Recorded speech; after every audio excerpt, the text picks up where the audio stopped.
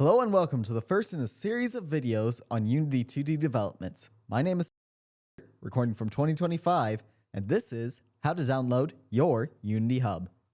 The first thing you're going to want to do is go to this link right here. This will take you to Unity's website, where you can download the Unity Hub, an application that allows you to both access the Unity editor as well as your Unity projects. And to help guide you along the way, I'll be jumping on in with you. Now make sure you check the website very carefully and download the right version for your computer. Also make sure that your computer meets the minimum requirements to run Unity, otherwise you're going to have a very bad time. Now, once you have downloaded that file, click it, agree to the terms and conditions, and install it in the default file location. Once you're done with that, you can open Unity Hub. Now I already have mine downloaded, so I'll just go to the hub right now.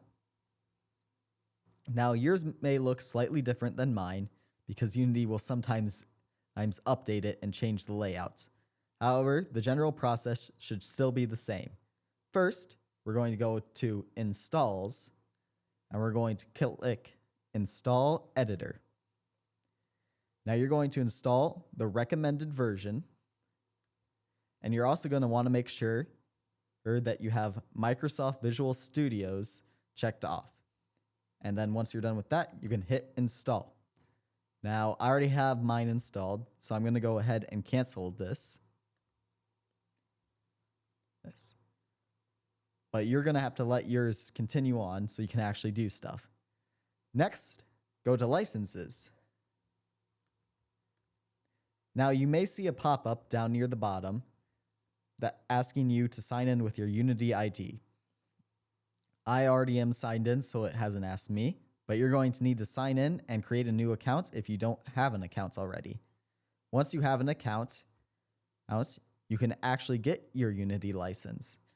And you can do that by going to Add License up here and clicking Get a Free Personal License. You'll click Agree and get a personal license, and that will let you access the Unity editor and actually edit your projects. Now that we have both the editor installed and the license to actually use it, we can actually create our own project. So we're going to go to New Project, and we're going to go to 2D Built-in Render Pipeline. Now you can name your project whatever you want.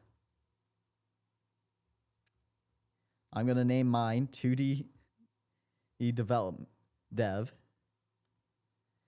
but you can name yours whatever you want.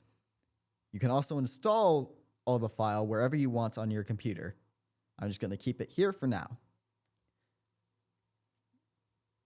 And all you got to do is let your computer trudge along and get the file ready for you.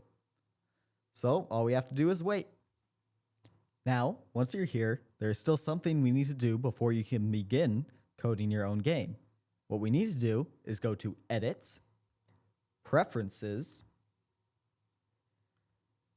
go to External Tools. Now, yours is going to look more like this, and that's not good. So what we're going to do is go all the way down here to Browse, and we're going to go to this PC,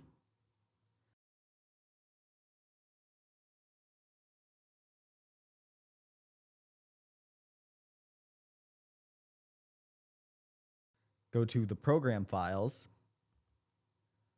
go to Microsoft Visual Studios, 2019, Community, Commons 7, IDE, and then all the way to here, Devin. Now, I did mess up. I did 2019 when I should have done 2020. Yours might have a different version, of course. And then we're going to regenerate project files. Whoops. I've been recording for too long, I think. All right. But once we have that, we can begin and test to make sure it works. So we're going to go to Project here, right-click here, and create C# script. I'm going to name this one Tester. Now, if you do name it something, make sure that the bottom of this equals this here. So public class tester, or in your instance, whatever you named the file. We're going to open it. Now you may get a pop-up telling you to restart your computer. If you do, you're going to need to restart your computer and come back here. Once you come back here, you're going to go attach to Unity. And once it says ready, you can click this here, stop debugging, and close. Now you may get another pop-up that says enable debugging for all projects, and you're going to want to do that. So make sure you click enable debugging for all projects. Then once you have done that, you should be ready to go. So you have done it. You have downloaded the Unity editor and are ready to start making games. In the next video, we'll be going over that editor, as well as a fraction of the tools available to you. I'm signing off.